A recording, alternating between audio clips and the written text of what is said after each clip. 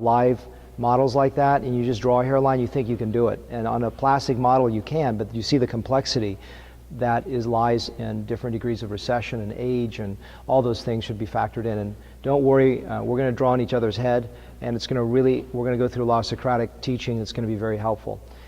Just as a housekeeping thing, I'm going to give my 2 talks on sort of practical aspects and consultation and practice management, and then we're going to go straight to lunch, and then afterwards Charlene's going to give her talk on the graft dissection preparation, followed by Amina.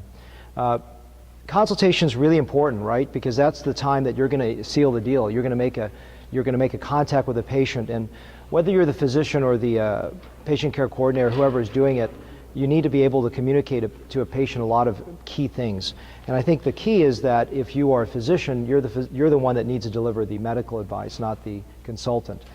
And Vance is going to really complement this, as he's going to do a live consultation. So you're going to see both the framework of how to do it, followed by someone actually doing it.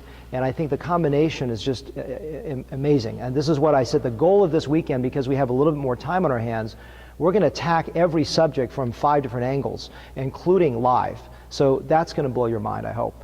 A couple things in the reception area. It's nice not to use the word waiting area, but the reception area. I love Apple TVs. I gave this talk in Bahamas. It really shows what's going on in your practice. Allows you to cross-sell, so to speak. If you're doing lip enhancement, same time you're doing laser resurfacing and doing hair, someone may say, "Oh, I didn't know you're doing hair." And then on the side over there is just sort of a fun photo of outings of your staff, or whatever it may be. You're playing with your dog. It shows the human side of where your business is. I also have a lot of these leather-bound binders that are nearby. They have all thank you letters from patients. It has my publications, the brochures where I've lectured, things like that. You want to sort of unclutter your reception area with from a lot of magazines and distractions, and make it more promotional if possible. The other thing that's important is really at first encounter with your staff is so important. So, I'm going to talk about that more during practice management, and people have heard my talk over Bahamas. I'm going to give a similar one there. And the warm greeting is so important to have someone. Really, that first encounter is everything. And I really like this saying, is that there was the story of this man was walking in the field, and he saw this other man. He says, "What are you doing?" And the man says, "Well, I'm exhausted. It's hot out here. I'm just cutting stone. I don't know what I'm doing. I'm just breaking my back, and I'm in pain." And then he walks about 20 yards down the way, and he sees another man. He says, "What are you doing?"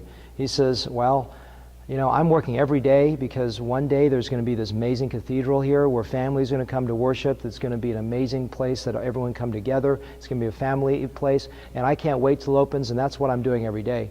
So one thing you want to do is in your staff is instill in them, are you cutting stones, or you're building a cathedral?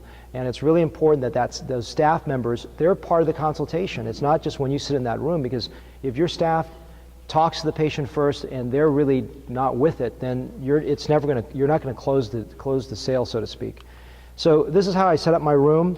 I always sit on this side. Patient sits here. I have some before and afters and things over here. I've got a little eyebrow pencil to draw on, a alcohol pad, and a 4x4 erase with a ruler if I need to. The mirrors here, so I can turn them around and show them what's going on. I have a little ledge where they can put their glasses if they need to, or whatever, or any distracting jewelry, and then I can turn them back around. So mobile chairs as well. I gave this comment at the Bahamas at the basics course, and my colleague sitting next to me said, "Man, that's brilliant. I'm going to adopt this." So I said, "You know what? I'm going to put this into the talk," which is where I divide patients into green light, yellow light, and red light. And what this means is that I frame my consultation based on the needs of that patient. And a red light patient is someone, for example, who's 22 years old, rapidly progressive loss, a lot of miniaturization, probably unstable, donor hair is questionable. In other words, all the things that say, look, don't operate on this guy, because over the next 20 years, you're going to leave him as a cripple. I use that word. You're going to put him in misery, because he's going to have an unnatural result. He's going to have to buy 10 transplants. He's going to have bad scarring. It's going to be a lot of things that tell you as a surgeon, don't operate on him. Well, should you just say, hey, it was nice meeting you. You shouldn't have surgery and walk out the door? No. What you've got to do is say, look, you may go down the street to talk to someone and they're going to want to do a transplant on you. Example, just a couple days ago, I had an African-American gentleman, 26 years old, and he came to me and says, you know, should I have a transplant, Dr. Lamb? I'm thinking about it. I really want one. I just saw a plastic surgeon. What he wanted to do was to do a hairline lower. He wanted to cut across here and lower my scalp down here and sew it. I mean, if you guys are in the hair world, that is reprehensible, because within 2 years, he's going to have a scar across here that's uncoverable. I mean, that you can't fix. And is this plastic surgeon unethical, or is he just uneducated? It may be a combination of both, or it could be one or the other. So I try to help my patients understand that it's not just ethics out there. It could be danger, that the surgeon just doesn't know any better, that he thinks this is normal, because maybe his population is women that don't have hair loss. So I really reinforce, please don't get surgery, and please understand why. And without naming it to my colleagues, just to say, look, be careful out there. And then the other thing about the red light is I really focus for them on medicine. I said, look, you guys really got to consider medicine at this earliest stage, because it's going to help you. Unless you want to shave your head, you really want to focus on throwing everything. So I'll throw them with topical camouflage, with finasteride, with minoxidil, with laser, with anything and everything I humanly can to say, look, you're at a point where this is the most important thing. Yellow light means, you know what, surgery is an option. I can consider surgery for you. But in your situation, there's going to be some risk. You may need multiple sessions. If you don't get those sessions, you could have exposure. There are going to be areas I probably may or may not be able to transplant right now. We have to hold off on, and we may never transplant. Would you accept that? What if I could never do your crown? What if you could never shave your scalp? Would you accept those limitations? And also, you really should be on medicine. And so I go through surgery now as an option because it's yellow light, but I go through all the cons. I nail those cons on the table. I'll say, look, these are the things you got to understand, that if you can't accept these, if you can't accept I never do your crown, if you can't accept you're going to do multiple sessions, if you can't accept that medicine is really important here, you really should consider not doing the surgery or shaving your scalp or doing something else. So in the yellow light, I really focus on that, and that may be someone in their early 30s, someone that's in the range of a transplant, that may be a good candidate but not an excellent candidate. And that one I really focus on medicine and the pros and the cons of surgery. Let's say I've got someone 55 years old, I'm just picking some random ages, it could be 42, incredible donor density, curly hair, you know, even with decent recession, but crown is not involved. You know he's going to have a slam dunk. You know, at least with one or two, even if you didn't get a slam dunk on one, you know with a second session he's just going to have full head of hair. He's going to be okay. That guy, I'm going to be really focused on the benefits of surgery. I'm still going to outline the negatives, but I'm not going to scare the guy with all these, oh my God, you may need 20 transplants, because he probably won't. I won't nail him and say, my God, please take finasteride. If you don't take finasteride, you're screwed, buddy. I don't scare him as much. He's a green light guy. I'm going to really focus on the pros of surgery, tell him about the medicine, and you know, say how would it, if you want to take it, here are the benefits, but I'm not going to push it upon you because I don't think it's as important, but it will help slow down hair loss. It will build up some of those things. So this is how I frame it, and so that you can structure your time efficiently, effectively, and effectively for the patient's benefit. So let's talk about the mechanics of a consultation.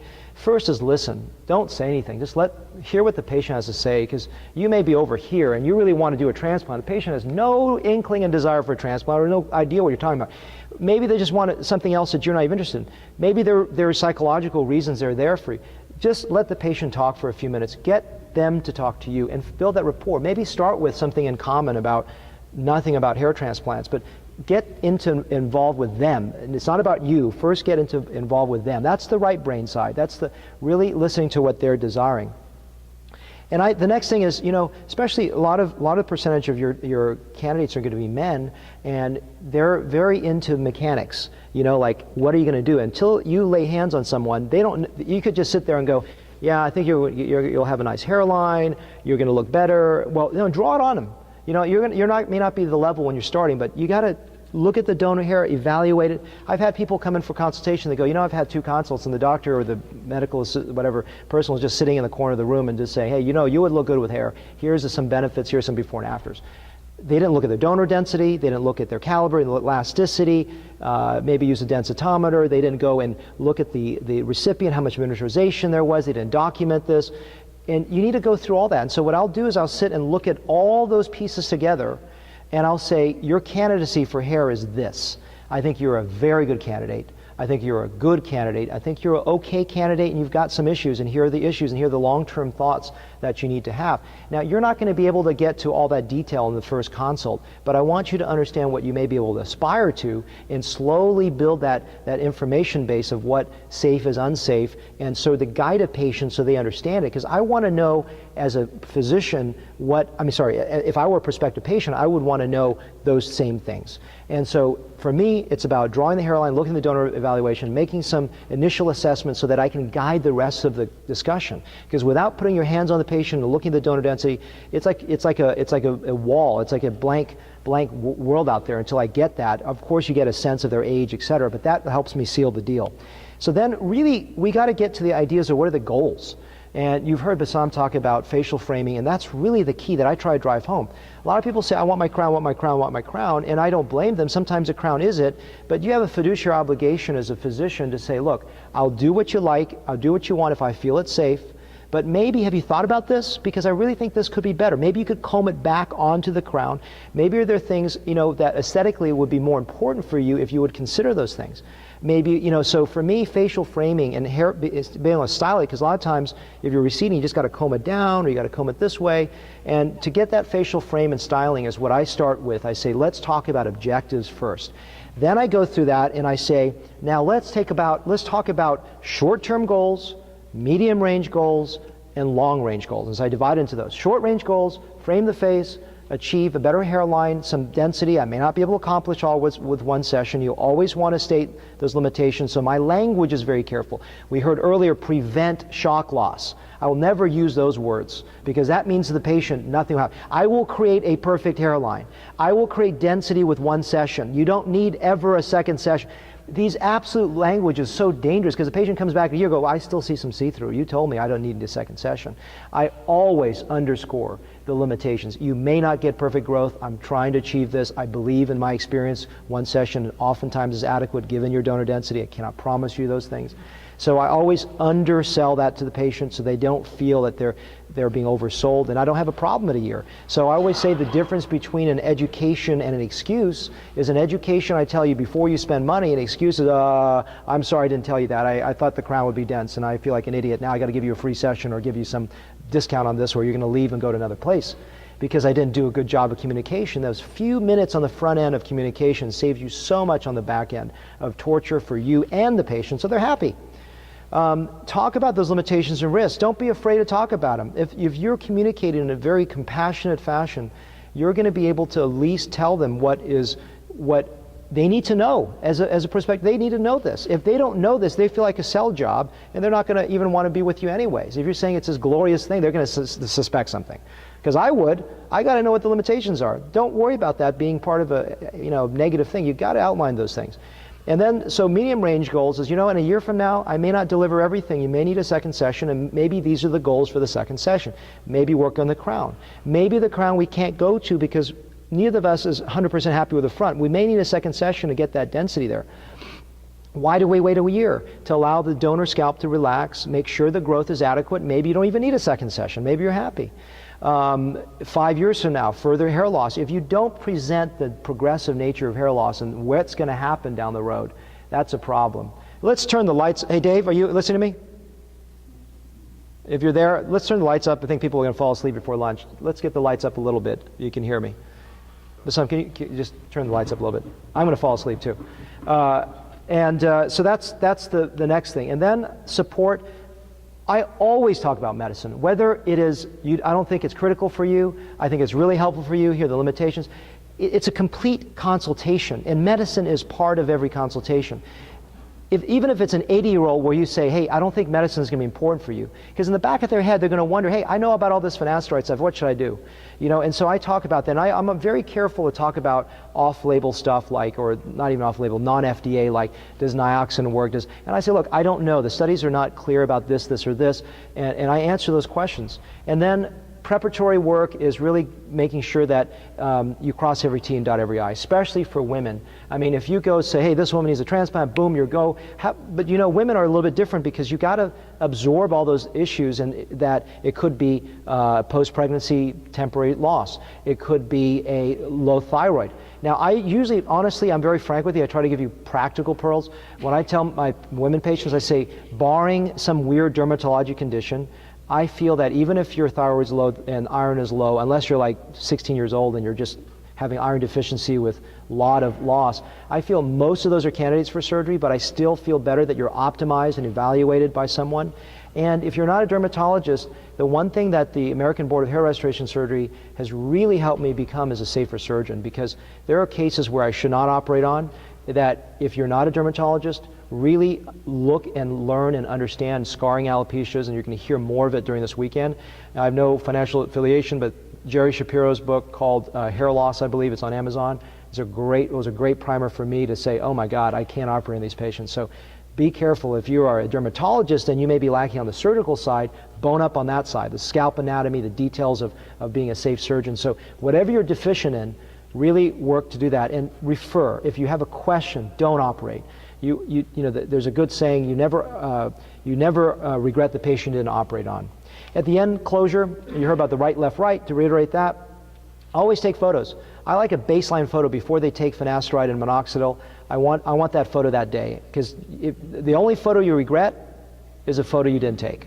You never regret the photo you took. So if I have a question, should I take? Yes. I'm not going to get into photo details, but get the photos that day. And also, and you know what I do? I'll draw the hairline. I'll say, don't wipe it off.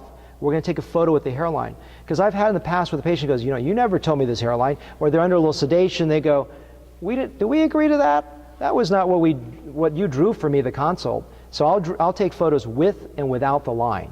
I don't have them sign off on it, but that's not a bad idea if you're super anal. But I just have them have those documented with and without the line, and those are very helpful. You know, finasteride samples, literature, consent forms. You know, I have everyone sign a finasteride consent now if they're taking it from me. Answer questions, and then I refer over to my staff. So I always tell my patient during consultation, the two things you cannot ask me are pricing and scheduling, because I get my staff angry at me if I say, oh yeah, I'll give you a 10% off, or you know what, I think it's around 12,000, or you know what, yeah, we have that time open in early December. I don't know, this is up to them, and you really don't want to be talking about that as a physician if possible. So that's the mechanics of a consultation, and you'll see a live one with Dr. Elliott coming over this weekend. So any questions about that before I move to the next one?